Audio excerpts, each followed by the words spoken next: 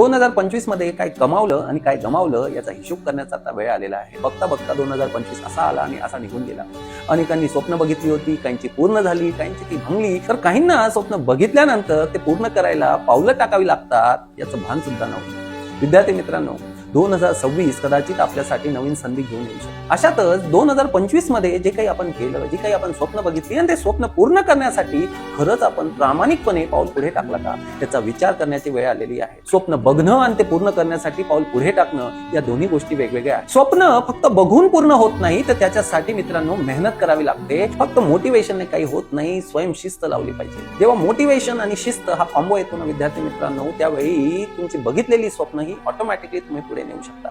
आज जी अडचण आहे ती फक्त शिस्तीची आहे. तुम्ही स्वतःचं रुटीन बघा, त्याच्यात कुठेही तुम्हाला शिस्त आढळणार नाही. चला आता प्रण घेऊया विद्यार्थी मित्रांनो. 2025 मध्ये जे स्वप्न तुमचे अधुरे राहिले होते ते पूर्ण करण्यासाठी 2026 तुमच्यासाठी नवीन प्रकाश घेऊन येत आहे, नवीन संधी निर्माण करून देणार आहे. प्रामाणिकपणे स्वतःला एकच सांगायचंय की मी जे काही करेल ते एक प्रॉपर रुटीन मध्ये करेल आणि त्या रुटीन साठी मित्रांनो शिस्त शिस्त आणि शिस्त हा सगळ्यात महत्वाचा विषय असतो. आणि जर तो तुम्ही पाळलात तर विद्यार्थी मित्रांनो असं कुठलं स्वप्न नाहीये जे पूर्ण होणार.